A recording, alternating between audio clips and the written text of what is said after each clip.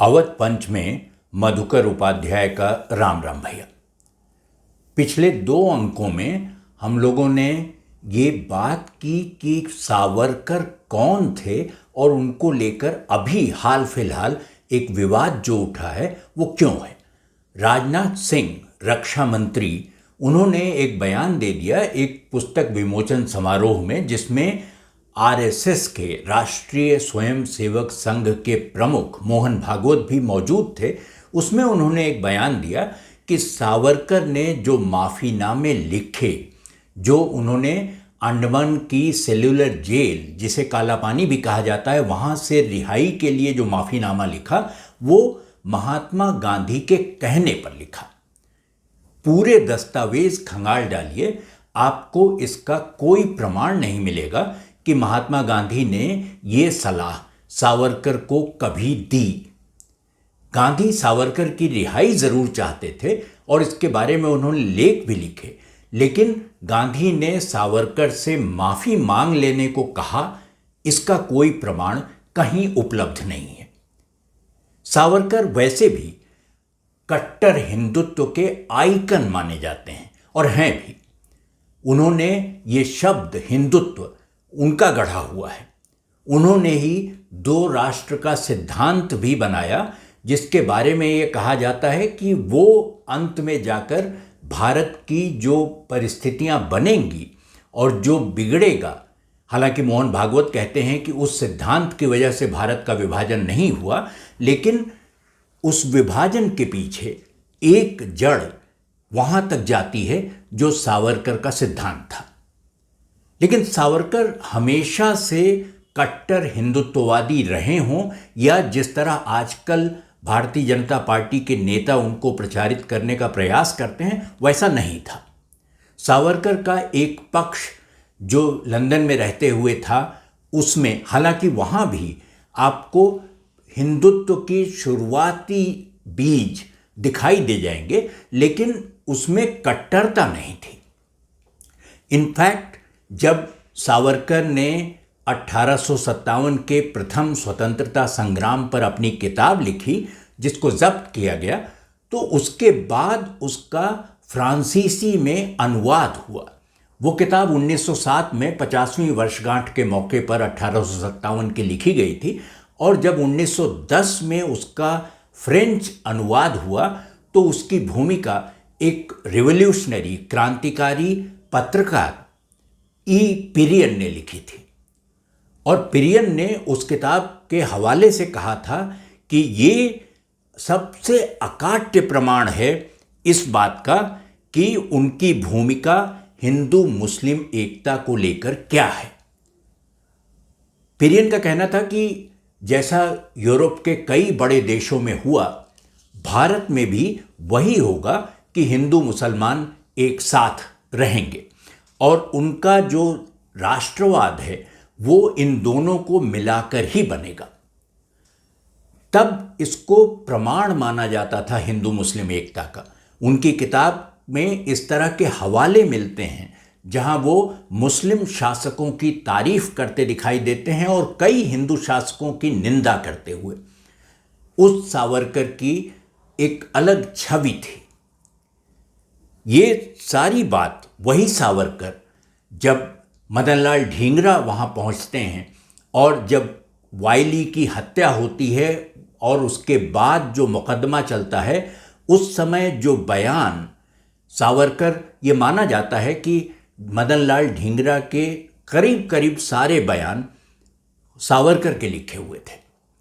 वो सावरकर जब वो बयान लिखते हैं तो उसमें आपको इस तरह के बिंब, हिंदू छवि वाले बिंब दिखाई देते हैं।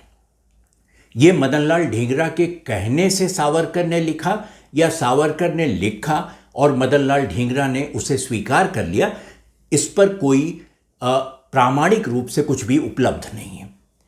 मसलन जब मदनलाल ढींगरा के बारे में वो एक अखबार में छपवाते हैं उनके हवाले से कि जब उनका अंतिम संस्कार किया जाए तो वो हिंदू विधि से हो और कोई गैर हिंदू उनका शव न छुए, तो ये एक तरह से शुरुआती लक्षण आप इसे कह सकते हैं जिस हिंदुत्व की ओर सावरकर का झुकाव बढ़ने लगा था।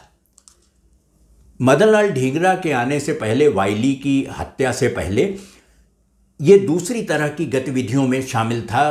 पूरा हिसाब किताब लंदन का तमाम लोग थे जो इंडिया हाउस से जुड़े हुए थे, जिसको बनाया तो था श्यामजी कृष्ण वर्मा ने, लेकिन जब वो फ्रांस गए तो वो उसकी सारी जिम्मेदारी सावरकर को सौंप कर चले गए। एक और वजह बताई जाती है कि सावरकर और श्यामजी कृष्ण वर्मा की निभती नहीं थी, क्योंकि सावरकर के विचार कुछ ज़्यादा ही राजनीतिक रूप से कट्टर दिखाई देते थे श्यामजी कृष्ण वर्मा को, और उन्हें यह स्वीकार्य नहीं था। तो उन्होंने फ्रांस जाने का फैसला कर लिया। सावरकर उसी जो इंडिया हाउस था उसी में उनकी गांधी से मुलाकातें हुई, और उसी के बाद जब सावरकर को इंडिया हाउस की गतिविधियों की वजह से गांधी से कहा गया, और एक ये लॉर्ड एम्पथिल थे, उन्होंने गांधी को साफ साफ शब्दों में कहा कि आप इंडिया हाउस की गतिविधियों से दूर रहिए, सावरकर से दूर रहिए। लेकिन गांधी ने उनकी सलाह नहीं मानी। वो दक्षिण अफ्रीका और भारत के लोगों के बीच में जो एक संबंध थे उसकी एक समिति के अध्यक्ष थे लॉर्ड एम्पथिल। गांधी ने उनकी बात नहीं मानी, और चूंकि मदनलाल ढींगरा की फांसी के बाद वहाँ के जो स्थानीय लोग थे लंदन के, उन्होंने इंडिया हाउस आना जाना कम कर दिया था। वो इन गतिविधियों में शामिल होना नहीं चाहते थे या होते हुए दिखना नहीं चाहते थे। इसलिए जिस तरह का प्रभाव सावरकर चाहते थे वो संभव नहीं था। जब दशहरा आया तो उस साल एक दशहरा सम्मेलन आयोजित करने का फैसला हुआ इंडिया हाउस में, और ये सम्मेलन आयोजित किया गया। इसके लिए तमाम लोगों को निमंत्रण पत्र भेजे गए, जिसमें हिंदू मुसलमान दोनों थे, लेकिन किसी गैर भारतीय, किसी विदेशी व्यक्ति को उसमें आमंत्रित नहीं किया गया। तमाम प्रोफेसर, डॉक्टर, इंजीनियर और व्यापारी, ये तमाम किस्म के लोग थे। जो ख़ास बात थी, गांधी और सावरकर के मतभेद तब तक स्पष्ट होने लगे थे, सामने आ चुके थे, लेकिन सावरकर ने और इंडिया हाउस के उस सम्मेलन ने जो दशहरे पर होना था, गांधी को उस सम्मेलन का अध्यक्ष बनाया और सावरकर उसके मुख्य वक्ता हुए। अब ये जो सम्मेलन हुआ, इसमें तमाम लोग आए शामिल होने, और उन लोगों ने दशहरा उत्सव के समय पर वो देखना चाहते थे कि आखिर में जो भारत में आंदोलन चल रहा है उसकी दिशा क्या होगी, वो समझ में आए। उनको सावरकर के भी विचार सुनने थे और गांधी के विचार भी सुनने थे। उस सम्मेलन का किस्सा बहुत मज़ेदार है और दोनों लोगों ने प्रकाशित किया इसे। गांधी ने अपने अखबार में छापा और सावरकर ने अपनी ओर से एक लेख लिखा, उसका पूरा विवरण दिया कि उस दिन उस सम्मेलन में क्या क्या हुआ था। मैं गांधी ने जो लिखा उसके बारे में तो सबको मालूम है और सब लोग जानते हैं कि गांधी की इंडियन ओपिनियन में वो क्या कह रहे थे, लेकिन सावरकर ने क्या लिखा ये जानना भी ज़रूरी है। गांधी उस सम्मेलन में बकौल सावरकर मंच पर जब खड़े हुए बोलने के लिए, तो उन्होंने कहा कि हिंदू, मुसलमान, पारसी, आप जो भी हैं, आप सबको गर्व होना चाहिए कि आप भारतीय हैं। इसके साथ ही आप उस भारत का प्रतिनिधित्व कर रहे हैं, उसके नुमाइंदे हैं जहां श्री राम ने जन्म लिया था। अगर वास्तव में भारत राम, सीता और लक्ष्मण जैसी त्रिमूर्ति दोबारा वहां जन्म ले, तो भारत को नया भारत बनाने में बिल्कुल समय नहीं लगेगा। ये रामराज्य जो गांधी का है, उसकी परिकल्पना गांधी के शब्दों में इस तरह कुछ प्रकट हुई जिसको सावरकर ने लिखा।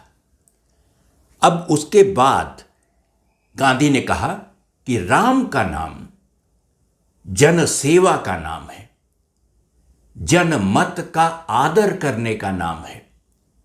वो 14 साल का वनवास काटते हैं क्योंकि जनसेवा और जनमानस का आदर करना उसके विचारों का सम्मान करना, ये राम हमें सिखाते हैं। राम जैसा चरित्र भारत की आज़ादी का और उसकी उन्नति का सबसे ठोस आधार हो सकता है। इसके बाद गांधी ने सावरकर को आमंत्रित किया कि आप आकर बोलिए। गांधी का भाषण बहुत लंबा नहीं था, वो 20-22 मिनट बोले होंगे। लेकिन सावरकर जब आए तो गांधी ने वहीं खड़े खड़े ये कहा कि मैं चाहता हूं कि आप अपना भाषण शुरू करने से पहले भगवान श्री राम पर पुष्प अर्पित करें और उसके बाद अपनी बात कहें।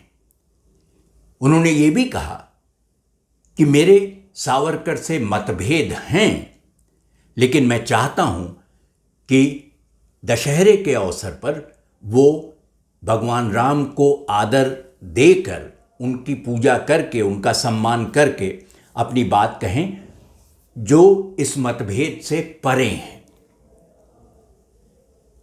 सावरकर बहुत लंबा बोले, करीब करीब पौन घंटा, 45 मिनट का भाषण उनका था और उसमें उन्होंने मूलतः 2-3 बातें कहीं।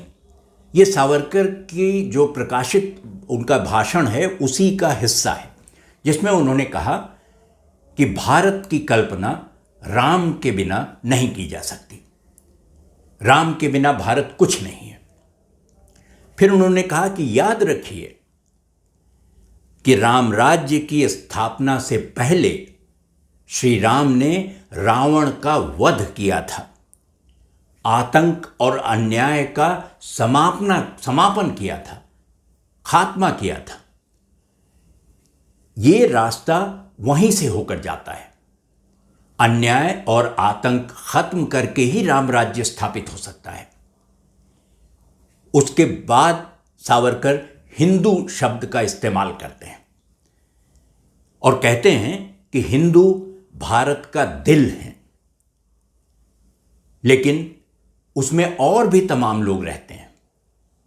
और जैसे इंद्रधनुष अलग अलग तरह के रंगों की वजह से, उनके घालमेल से खराब नहीं हो जाता, बदसूरत नहीं हो जाता, बल्कि सुंदर होता है, उसी तरह हिंदुस्तान आसमान में चमकेगा, उसके सारे रंग छटाएं बिखेरेंगे जब मुसलमान, पारसी, यहूदी और दूसरी सभ्यताओं के लोग उसके साथ खड़े होंगे, उसके साथ रहेंगे। लेकिन ये जो भाषण है, इंद्रधनुष वाली जो बात है और उसके बाद जो मतभेद और जहां हिंदुत्व की शुरुआत होती है, उसके बाद गांधी को ये स्पष्ट रूप से लगने लगा था कि ये जो भेद है गांधी और सावरकर में, ये खाई जो है इसे पाटा नहीं जा सकता, ये भरी नहीं जा सकती। श्यामजी कृष्ण वर्मा के साथ वो कामयाबी से बातचीत कर सकते थे और समझते थे, डॉक्टर प्राणजीवन मेहता को समझते थे, लेकिन सावरकर को ये समझाना कि सबका एक साथ रहना सिर्फ रस्मी नहीं हो सकता, सिर्फ शाब्दिक नहीं हो सकता, उसे ज़मीन पर उतारना पड़ेगा, गांधी के लिए मुश्किल हुआ। और गांधी को ये एहसास हो गया कि सावरकर के साथ की ये दूरी भर नहीं सकती। गांधी इसके बाद चले गए और वापस दक्षिण अफ्रीका जाते समय समुद्री जहाज में ही उन्होंने हिंद स्वराज लिखा और हिंद स्वराज में इन सारे प्रश्नों को जो उनके मन को मथ रहे थे, चाहे वो श्यामजी कृष्ण वर्मा से बातचीत हो या प्राणजीवन मेहता से या सावरकर से, उन सब का उन्होंने उत्तर देने का प्रयास किया। लेकिन ये स्पष्ट रूप से समझ लीजिए कि गांधी और सावरकर के बीच की दूरियां, उनके बीच का फासला 1909 में शुरू हो चुका था, बल्कि इस हद तक बढ़ गया था कि गांधी ने मंच से ही कह दिया कि मेरे मतभेद सावरकर के साथ हैं, पर मैं इस मंच पर उनके साथ बैठा हूं इसलिए कि मैं भारत की आज़ादी का पक्षधर हूं और सावरकर भी। तो अगर अगली बार आप गांधी को पूरी तरह समझने का प्रयास करेंगे तो सावरकर का ये पक्ष याद रखना जरूरी होगा। अवध पंच में इस अंक में इतना ही। अगले अंक में भेंट होगी, तब हम इसी मामले पर आगे बात करेंगे। सावरकर और गांधी के संबंध और जो दक्षिण अफ्रीका जाते समय उन्होंने किताब लिखी हिंद स्वराज, उसका, क्योंकि उसको भी 100 साल से ज़्यादा हो चुके हैं प्रकाशित हुए, और वो गांधी की पहली पुस्तक थी। तो अगले अंक तक प्रतीक्षा कीजिए, अवध पंच देखते रहिए और हमें लिखिए awadhpanch@gmail.com पर। आपकी प्रतिक्रियाओं का स्वागत है। तो अगले अंक में आपसे भेंट हो, तब तक के लिए राम राम भैया।